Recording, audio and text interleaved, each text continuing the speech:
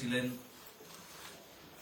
আমাকে গতকাল ডাকা হয়েছিল সাংগঠনিক বৈঠক, নির্বাচনী প্রস্তুতি মাননীয় অমিত শাহ ছিলেন, তিনি আমাকে বলে গেছেন লাগুন পুরোপুরি লাগতে হবে। তো মাননীয় রাজ্য সভাপতিরও ইচ্ছা ছিল, তো আজকে এলাম ওনার সঙ্গে কথা বলতে। অনেক কমিটি তৈরি হয়েছে, আমি তো জানি না, সে ব্যাপারে একটু কথাবার্তা বললাম। আর ওনার কি ইচ্ছা আছে আমাকে নিয়ে সেটাও জানতে চাইলাম। আর কিছু পরিস্থিতি নিয়ে আলোচনা হলো, কোন জেলায় কি আছে, আগামী দিনে কাজের যে প্ল্যানিং হবে সেটা উনি যেরকম বলবেন আর সেভাবেই হবে। নির্দিষ্ট কোনো দায়িত্ব আপনাকে দেওয়া এখন কিছু হয়নি, আগামী দিনে হয়তো আরো স্টেট কমিটি হয়নি, হয়ে গেলে আমার মনে হয় কাজটা এগিয়ে যাবে। তখন নির্বাচনের বিভিন্ন রকম কমিটি হবে, আমি জানি না দায়িত্ব হবে। আমি বলেছি আমি পুরো সময় আছি এখন। রাজ্য বিজেপির সভাপতি বলছেন দিলীপ ঘোষ চিরকালই ছিলেন, আছেন, থাকবেন।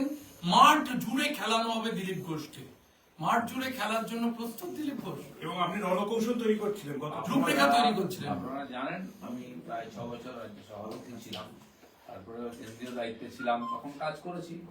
আর পার্টি যেরকম চাইবে সেরকমই হয়, একটা টিম থাকে, তারা বসে প্ল্যানিং করেন, সবার জন্য কাজ ঠিক করেন। তো আমি সেভাবেই আজকেও রাজ্য সভাপতিকে বললাম যে আপনি যেরকম বলবেন আমি আপনার জন্য সবসময় থাকবো। এই কদিন ইনঅ্যাক্টিভ কেন ছিলেন সেই প্রশ্নের উত্তরে রাজ্য সভাপতি বলছেন, আমাদের প্রশ্ন বলছেন যে এতদিন দিলীপ দা বাড়িতে রূপরেখা তৈরি করছিলেন, ব্লুপ্রিন্ট তৈরি করছিলেন, এতদিন কিভাবে লড়াই করবেন। তারপরে সঠিক সময় ময়দানে নামলে না, এটাই সময় ছিল, আসল সময়। পার্টির যখন প্রয়োজন আছে তখন আমি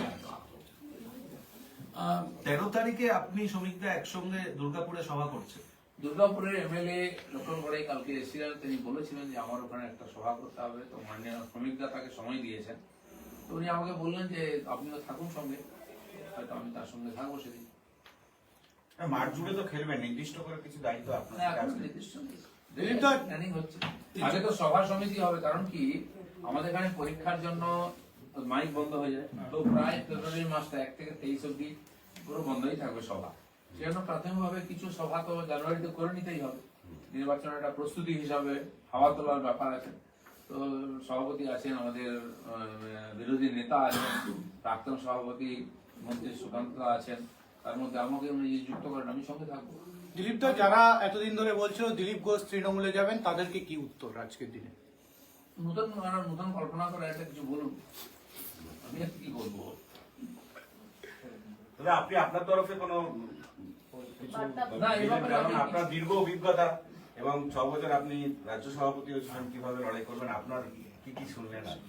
সেই ব্যাপারে বর্তমান পরিস্থিতিতে কিছু পাল্টেছে, আমাদের কার্যকর্তাদের টিম পাল্টে গেছে, অনেক নতুন লোক এসেছেন, তারাও পার্টির দায়িত্বের মধ্যে এসেছেন, কিছু লোক পরীক্ষিত হয়ে গেছেন, কিছু নতুন লোক আছেন, সব মিলিয়ে কাজ হবে। তার জন্য কেন্দ্রীয় নেতারা আসছেন, এখানকার যে টিম আছে তারা বসে প্ল্যানিং করছেন, আমিও সেই টিমের মধ্যেই থাকবো।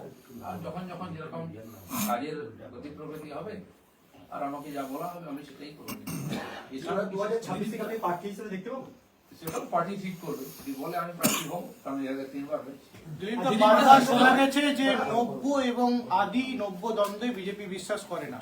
আজকেও আপনার মুখে আদি এবং নব্য দ্বন্দ্ব উঠে এলো, মানে কথাটা উঠে এলো। প্রশ্ন নাই, পার্টি চলতে থাকলে লোক আসতে থাকবে, চলেও যায় কিছু লোক, এটা আমরা দেখছি।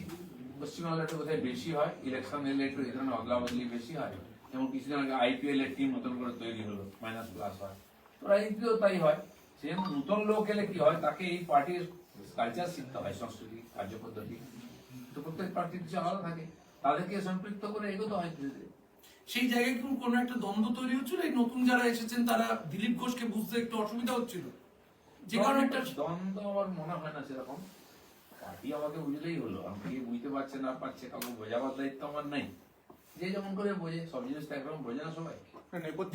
রণকৌশল তৈরির জন্য আমরা জানি যে প্রাক্তন সভাপতি হিসেবে রাহুল সিনহা, সুকান্ত মজুমদার তারা নিয়মিত পার্টি অফিসে আসেন, যে জায়গাটা কোন একটা কারণে গত কয়েক মাস আপনাকে এই রাজ্য দপ্তরের সেবা দেখা যায়নি।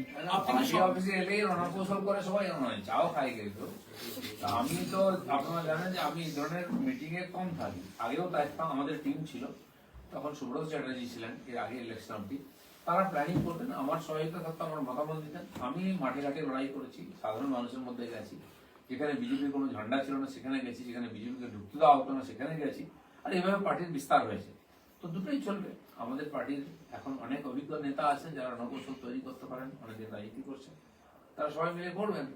দিলীপ দা, আপনার